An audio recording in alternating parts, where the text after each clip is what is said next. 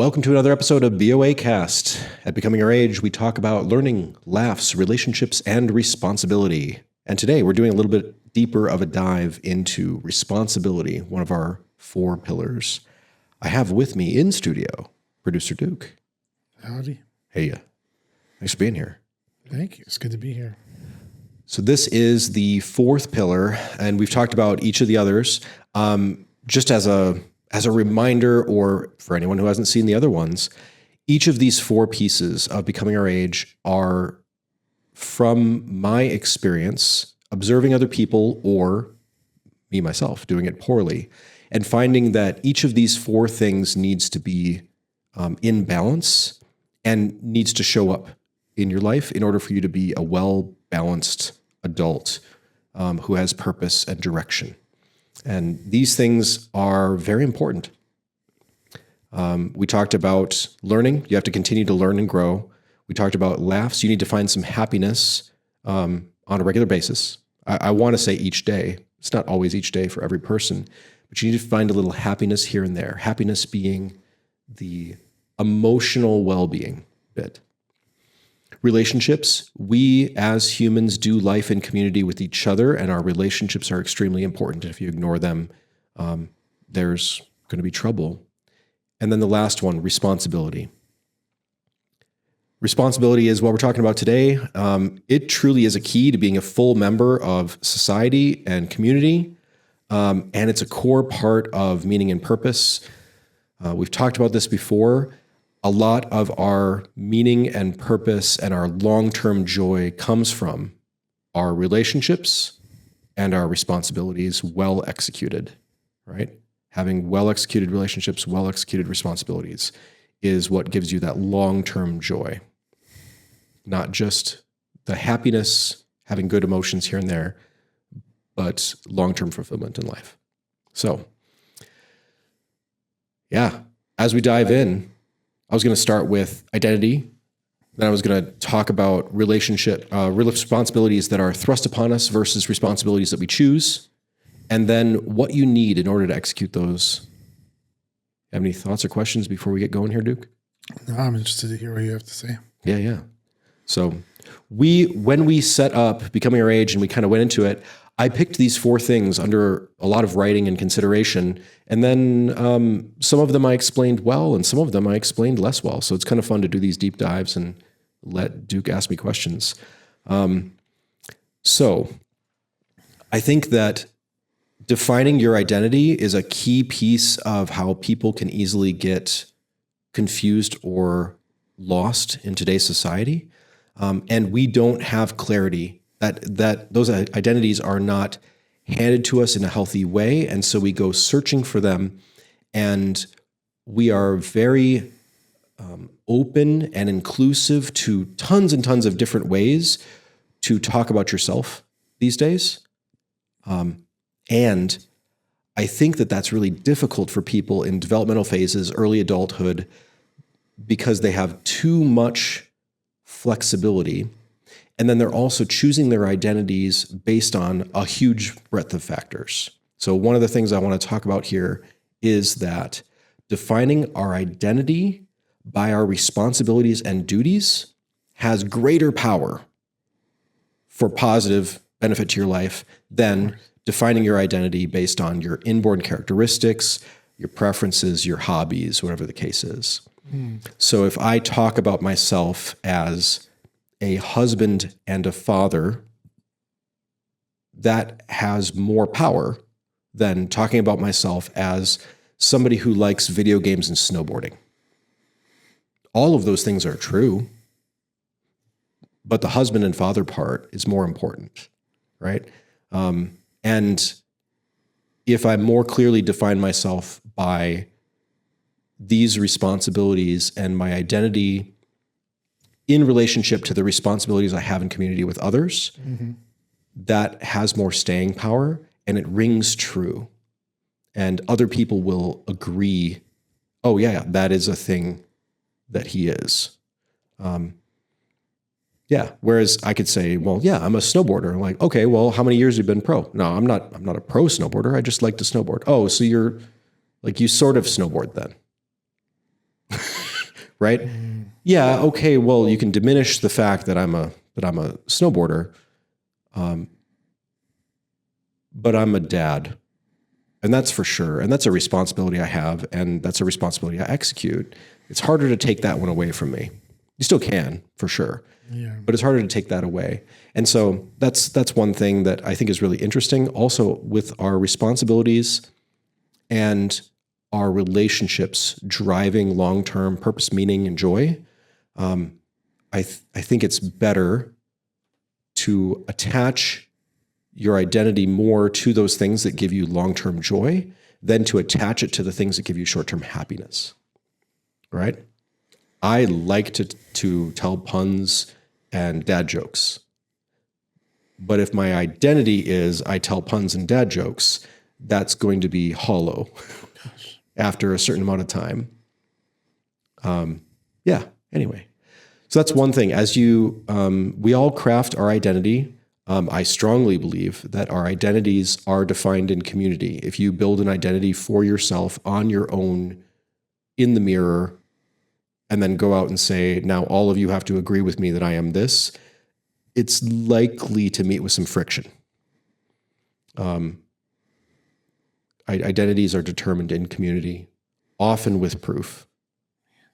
I'm just picturing someone whose identity is in telling dad jokes. That's just horrifying.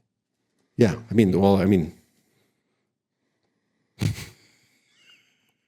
that's like their main thing. Mm-hmm. That's all that they do. Mm-hmm. Well, as long as you do it professionally, there are people who make money off of it. So there's that. I guess. But is it their responsibility? No. Yes. Yeah. Kind of. Mm-hmm. Yeah. Not only to tell dad jokes. Right. Right. Well, and this is where, like, if you talk to comedians early on, like, I just like telling jokes.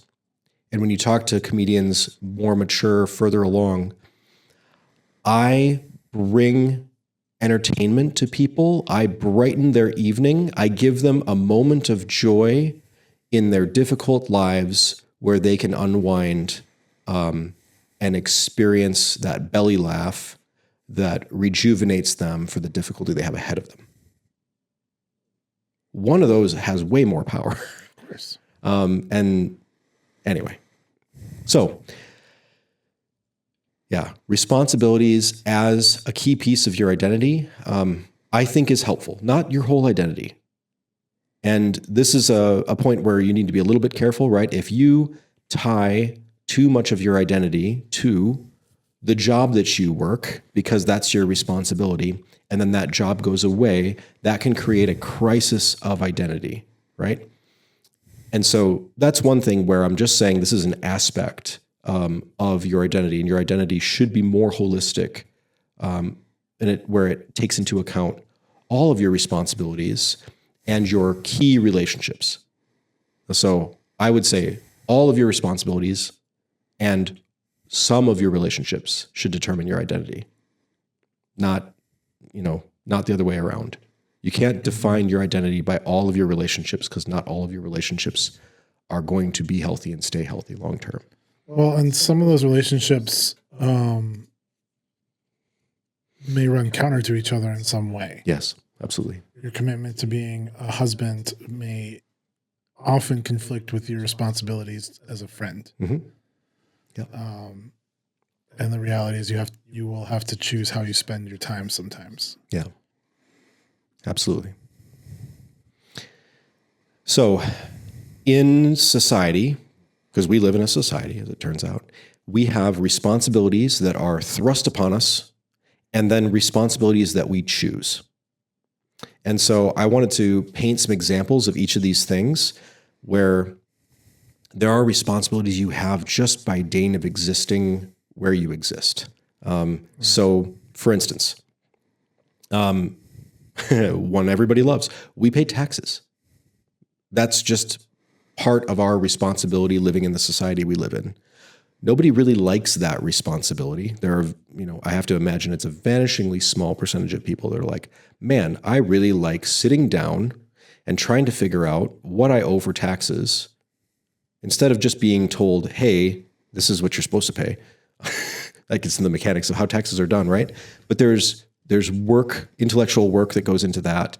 There's a sacrifice of resources that goes into that. And it's just part of the requirement of us living together in society. We need to take care of our own bodies. Food, exercise, sleep, shelter. No one can really do that for us. You can sort of do shelter for somebody else. But in the end, we have to feed ourselves, right? We have to exercise our own bodies. I can't hire out exercise. I've still got to do it. We'll see how that goes in the future. Maybe do a brain swap. You go exercise me while I sleep. We are do it the old-fashioned way and pay some servant to massage your body while you sleep. Yeah. Who knows? We'll see. Hey, there are ways now to stimulate muscles in very low impact ways where you can keep the muscle mass going. I question how much that actually plays in. Just having muscle doesn't give you capabilities. It doesn't give you skills. It doesn't give you balance. It doesn't, So, I mean, if it did, all those bodybuilders would be in the NFL. Right. Strongman competitions. Yeah. Raw strength, unfocused and imprecise. Yeah. At times. Or can not be helpful. But raw strength, focused and precise, doesn't necessarily help you in generalized, unfocused tasks as well. So that's where, there's a lot to talk about there for sure. Well, sports are specific tasks. So, yeah, but weightlifting is even more specific than sports in some cases. Right. Right. But it doesn't apply universally. Correct. Yep. So that's what I would say, right? If you know someone who is an Olympic weightlifter, in order to be an Olympic weightlifter, they're an incredible athlete. But that doesn't mean that they can compete at tennis, right? They can probably... I'd watch that. Yeah. They can probably out-push and out-lift a lot of your linebackers. But just because they can do that doesn't mean that they can do the other pieces of that. And powerlifters too. Powerlifters, right. Amazing, but often they're missing some aspects of balance, lateral movement, those sorts of things where they have to go out of their way because it's not part of their sport. So when your sport is pushing, pulling, running, jumping, throwing, catching, right? Your sport is all of those things. And then the other person's sport is, I do these 3 lifts. Sometimes the focus gets really specific. It's an interesting thing because in some ways the sport is highly specific and can also be highly generalized. Yes. There's a lot of athletic capability that goes into being a football player. Yes. And football in particular has a wide range of different kinds of body types and different kinds of athletes. Right. But like, as you say, like being really fast or really strong doesn't necessarily equate to, you don't have enough general skill to play the sport, but you also need this certain specific skills, right? Like catching a ball, tackling, things that are taught. And so it's like a weirdly, a weightlifter doesn't have the generalized athleticism or the specific skills, the specific athleticism. Maybe he doesn't have the quick twitch muscle fiber for agility, but he maybe has it to be able to lift weight, which is also a fast fire muscle, not aerobic muscle. Yeah. But and this is where we might run into terminology here, because I would also piece apart weightlifters and bodybuilders as 2 separate things, because the objectives are different. Yeah. So even though you're doing similar motions, the objectives and intentions of those 2 people and the way that they train and how that plays out in their body over time is really fascinating. But anyway, we've gotten super specific on this, but it's an interesting conversation about it. Yeah. Okay. So what did we say? We said taxes, food, exercise, sleep, shelter. We are, in our country, you're required to engage with primary and secondary school. That's our responsibility thrust upon you. You must attend, and you will be evaluated on your engagement. People don't choose at age 5, hey, I want to go to school, and learn a whole bunch of generalized skills that may or may not help me in the future, right? We don't choose to be a child of parents. We don't choose our parents. We don't choose to be born. Right. But there is some level of responsibility to our parents and our siblings that is baked into just existing, right? So just as a few examples, those are things that we don't choose, that our responsibilities are thrust on us. But then we also have things that we choose, right? So we choose, in our society anyway, we choose our spouse or romantic partner. We choose to be a parent, right? That's not something that just happens. That's something that takes place as a result of activities that you choose. Not exclusively, but yes, primarily. Not exclusive. Well, I don't want to get into non-consensual things, but correct. There are cases of people who are subject to non-consensual parenting. Yes, and that does happen. They will still choose that responsibility, even though they have options to not choose that responsibility in this current culture. That's fair, and I wasn't going down that necessarily criminal. I just want to make sure to acknowledge that, because that is a reality for some people. We can acknowledge that. Yeah, absolutely. We choose our friendships. Some of them, the choice is a little bit more intentional. Some of them, the choice is a little bit less intentional. But over the longer course of time, we do choose which relationships we have with our friends and which ones we maintain over time. We choose volunteer roles. We choose jobs, especially we choose when we are going to advance at a job and we're taking on management or leadership responsibilities. You are opting into that higher level of responsibility. You are opting into being responsible for other people. And that carries with it a lot of weight. Right. And then we also, as a chosen responsibility, we are choosing to develop our skills in a certain way, which builds grooves in our brain for how we do, what we're learning, improving the efficiency of how we execute those things, and improving the consistency of those things. So, and there is some responsibility, in some fields more than others, to continue to build and maintain those skills based on the field you choose. So, do you have any other, chosen or unchosen responsibilities you'd mention here? I think adoption would be an interesting piece of that. I think that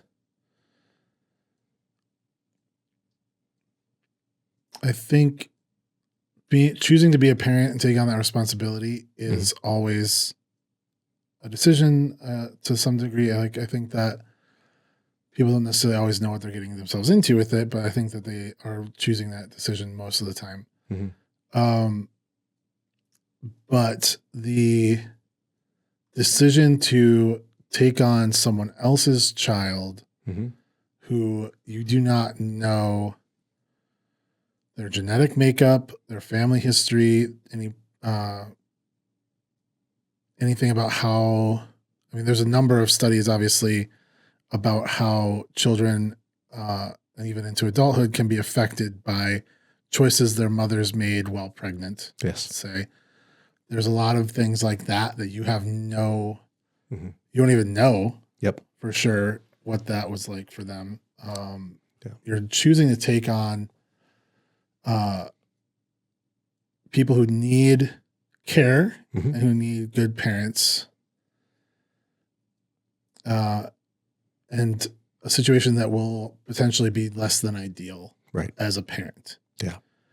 I think there are some struggles with adoption that are unique to adoption and adopted children. Yeah. I know several of my friends who came through adoption. Several of them, if not all of them, I haven't spoken to all of them on this issue, but several of them have spoken to me, and I've seen even play out in their lives the challenges that go along with knowing your parent gave you away. Yes. There's a lot of potential for insecurity in that, behind not, especially if you don't know the reason. There's a lot of questions that come from not knowing your past. Adoption is a big one for sure. There's a little bit of a gamble. And I've seen people who adopted children, loved them the best they could, took good care of them, provided for them, and that child, because of difficulties from their inherited genetics or bitterness around that adoption or just general sense of rebelliousness, end up like kind of spitting on what was done to raise them, and they go off and live some wild life or do whatever they want. And understandably, in many cases, sometimes they come from a lot of brokenness, but it doesn't make it. I mean, that's still a risk as a parent. You're pouring your heart and soul into this. You're doing the best you can. Your child may still reject you, and that's true of any parenting situation, I think. But I think adoption, there's just so many other factors. I've seen so many times, and I've heard it obviously for years. It's the things that frustrate me about my child the most are the things where they're like me. But which can be frustrating, but you also feel like, oh, they're like me. And I know how to deal with some of those things. I know how I process some of those things. So there is like a natural, like you're going to struggle with a lot of the same things I struggled with. And I'm going to try and help you through some of those things so that you can come through them better than I did or more easily than I did. Maybe less, maybe it takes less time to process, or maybe it is just easier to go through. That's the idea with parenting your own children, I think, that's a huge benefit. Yeah. Well, and there's some psychology built in there, some of course, some evolutionary psychology that really helps you to tolerate, because it's yours. It helps you to tolerate them. I think it's fascinating. One thing, like in my own relationship with, like, my mother and I have a lot more similar thinking style than like me and my dad. I still love both of them, but as far as like how we interpret things that we experience, I'll say, just our view of the world, how we think about things. And that's, even though we were raised in the same family, my siblings don't have that to the same degree. Like I'm probably like the most like my mom in the way I think, and my sister's probably the most like my dad. Maybe we shouldn't include that part, but you know what I mean? Like the point being, when you have your own children, just because they're your kids doesn't mean they're going to think the same way you do, but there's a good chance they'll fall in the spectrum between you and your spouse. Yeah. And if you can handle but when you are dealing with adopted children, they could be all over the board with how they view the world and how they interact with the world. As far as like Myers-Briggs or things like that, like there's a lot of different personality ways that we try to quantify these things that are unquantifiable. But boy, hard situations for sure. So adoption is, you know, I just had that kind of rolled in under parent, but I think you're right that adoption is a really difficult thing. It's been interesting it's a conscious choice to take responsibility, as you said, but it's just, there's so much more baggage connected to it that you don't have to deal with if you are having your own children. Right. Well, I'm rolling mixed families into, you know, the parenting and spouse or romantic partner relationships as well. That's a whole nother thing where you're stepping into something and it is way more complicated than most people assume. Very, very challenging for sure. Oh yeah. Under the best of circumstances. Yes. Yeah, absolutely. Absolutely. Even when there's a lot of love and there's a lot of kindness there, it's still logistically challenging. It's still, from a child development perspective, it's a little bit harder to have a blended family than to have that like really strict, easy to understand single answer. Yeah. I'm not saying that the single answer is the only way to do it. I'm just saying that it's you have a blended family and you also have, so you have, your spouse has kids from a previous relationship, and then you also have more kids with your spouse, and that can be a very good thing or a positive thing, or it can create a lot of resentment or fear of being replaced. And certainly I think there are cases where stuff like that has happened, where someone neglects or discards their child from a bad relationship to some degree because they want this new thing to be the thing and just pretend that didn't happen. Yeah. Yeah. I feel like I've failed. And every time I revisit this, it's a reminder of my failure. And therefore I'm going to focus on the thing that I think is going better. Yeah. I think that's a natural psychological thing that is avoiding responsibility, if you will. Exactly. Okay. Taking responsibility for our mistakes. Yeah, absolutely. Not just taking on responsibility of things that we are responsible to do, which has been something that I think is the main thrust of this conversation, being a parent, taking care of your body, things like that. But taking responsibility for things that you have done wrong. That's a whole nother level. And I think that requires even more maturity a lot of times. Yeah. Can do. Especially if it's something, if your identity is I'm a dad, I'm a good dad, or I'm a good mom. Taking responsibility for things you did to or with your children that were not reflective of those high standards you set for yourself. And admitting that you did not live up to that can create a lot of cognitive dissonance for people. Yes. And being able to bear that and apologize and try to do better is challenging. Especially, it's hard to get adults to apologize to other adults who they consider to be on their same level. To get parents to apologize to children who they consider a lot of times to be below them in some way. Not like in a conscious, not like, oh, I'm better than you, but like, what parent is going to sit there and let their kid tell them about their job, about their life, that they're like, Correct. You're going to try and talk to me? Like, you're just this little snot-nosed kid. Like how many times have you seen that in media or in your life? Right. It's not necessarily wrong to think of to hold your kids on a level of like, you are not an adult. You're not on my same level. So I still love you and respect you. But I have lower expectations of you than I do of an adult. And because of that, I don't consider you to be an equal until you're an adult. Yeah. Well, that actually segues nicely into a discussion around taking on the right amount of responsibility and or holding your children to a standard of a certain amount of responsibility so that when they hit adulthood, they know how to engage with that. And I think we should be encouraging our children to take on as much responsibility for the things within their control as they can. And one of the things that is just endemic in millennials, and I hate to be generational, just in general, I think some of the generational stuff can be a little bit helpful to understand how the world works, and some of it is really not helpful.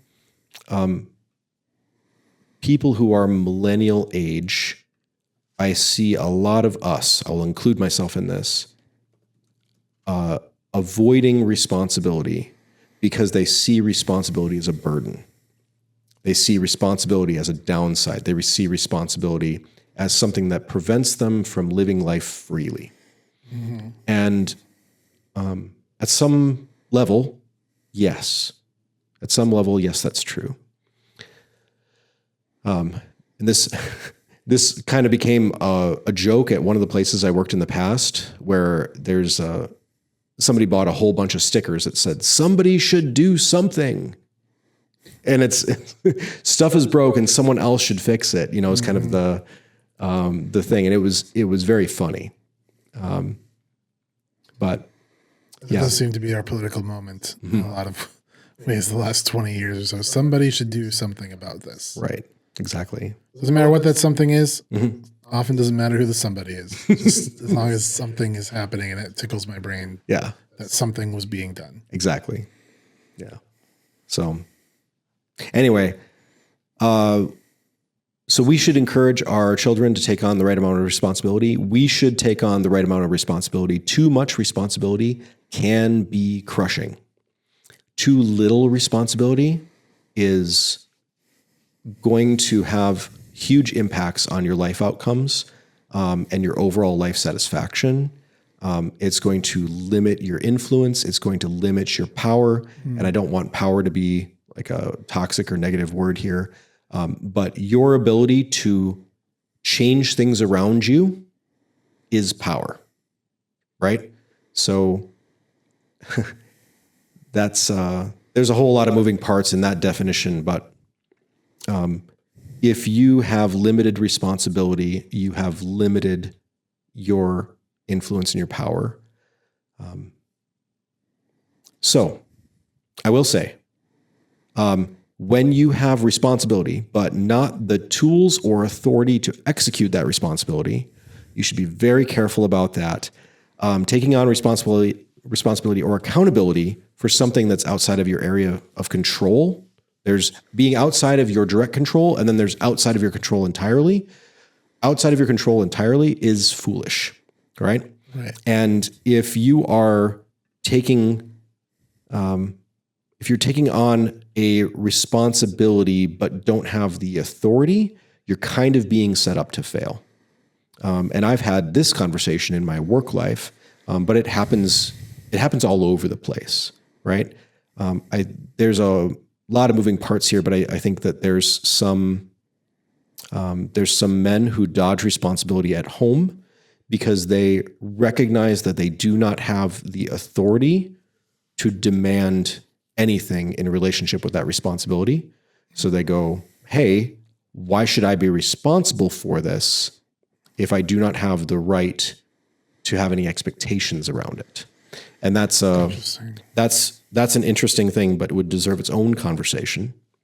So what we're talking about is essentially when you have a responsibility but not the tools to execute it, caution is warranted. And then taking on responsibility for somebody else, like for instance, a dependent, like a child, or an employee, something like that. It's admittedly difficult because you don't actually get to control what that person does. Right. Taking responsibility for yourself is basic table stakes, to use a gambling term, right? In order to just participate in the game, you have to take responsibility for yourself. And if you're refusing to take responsibility for yourself, that's a big problem. But taking responsibility for somebody else who can be a wild card, that is a challenge. And I admit that fully. We used to understand that rights and responsibilities come together. So I would encourage you to think about that in those terms as well. When you're taking on a new responsibility, especially at work, expect and require that you have the authority to carry out that responsibility. I did have times where I was asked to be responsible for something, but I was given no support. And so it was okay, so you just want me to watch and see if it happens? Because this person doesn't answer to me. This process is out of my control. I'm not allowed to change anything. So I'm an analyst. I'm not taking responsibility. I'm just watching it. And that often helped the conversation quite a bit. Responsibility without authority sets you up to struggle or fail and potentially be used as cover or a scapegoat for something that somebody wants to ignore, or somebody wants to say, hey, I don't feel like dealing with this. And I will say too, often you can delegate responsibility, not just at work, but you can often delegate responsibility for things. And usually you cannot delegate accountability. So even if you delegate something, you still have to follow up, make sure that it happens, and own up if it doesn't. Because you can delegate responsibility in trust to somebody else, but in the end, if the accountability comes back to you, then the accountability comes back to you. You have to make sure it occurs, and that makes delegation a challenge. Well, and ultimately, you're responsible for that decision to delegate that task. Mm-hmm. If that person fumbles the ball, you're the one who put the ball in their hand. Right. So the ultimate responsibility is on you for that still. Mm-hmm. Yeah. Yeah. And this is where I really like the words responsibility and accountability, because somebody can be responsible for something, but in the end, who is the one who is called to the mat if it falls? Right. So the players on my soccer team are responsible to arrive X number of minutes before the game starts so that we can practice, right? They are responsible for that. But in the end, the accountability falls to their parents because the players do not have the rights to accomplish that responsibility entirely on their own. They cannot transport themselves. They're not allowed free movement on their own. And as a result, they may participate in the failure, right? And that responsibility is theirs, but the accountability is on the parents. Yeah. Well, and even in like a professional sporting, I mean, there's a practicality element to it, but like if a team is a total disaster, the coach gets fired. They're the one who is held accountable for that. Correct. These are all professional athletes. They theoretically should be capable of competing at a high level. Right. Even if the talent level is maybe less than some other teams. The point is that and we've seen many cases where a coach is fired and a new coach with essentially the same personnel goes and wins a bunch more games. Right. So much of the accountability falls on the coach for how he utilizes that. Yep. And you don't see teams ever keep the coach and fire all the players. That's accurate. Yep. So, yeah. And this responsibility, accountability thing too, this happens all the time in business. For instance, the CEO is accountable for a whole bunch of stuff and they're accountable to the board, right? And they hire people to do all of these functions. And when the people that they hire fail, the board still holds the CEO accountable because the CEO is the one who's accountable, right? So, yeah. Buck stops here, as the saying goes. I guess this brings us to a so what. Here's the so what. Responsibility, the responsibilities you choose in particular are definitional to how you move in the world. They can bring you true purpose and direction, and they can give you an identity that others will agree with that gives you lasting joy, not just short-term happiness. Choose your responsibilities carefully, but choose them. Don't avoid responsibilities to leave your opportunities wide open, because in the end, we need to be doing things that move us towards our goals. We need to be doing things that are meaningful in life in order to find that purpose and direction. Right. And when you take on responsibilities, make sure that you have the rights or the authority to execute on those responsibilities, because without the ability to execute on the responsibility, you're setting yourself up for disappointment and difficulty. So there is some caution there for sure, but definitely take on responsibility. Take on the responsibility of being a friend who cares for people around you. It's easier to not worry about maintaining relationships. And if you don't maintain those relationships, it is really going to affect you later, right? It is easier to not take on more responsibility at work. But if you don't take on more responsibility at work, you are not giving yourself the opportunity to build new skills, to improve your value, to hopefully improve your standing there and the income that comes out of that, or the impact of the place where you're working. It is easier to just attend church or just to go to a club.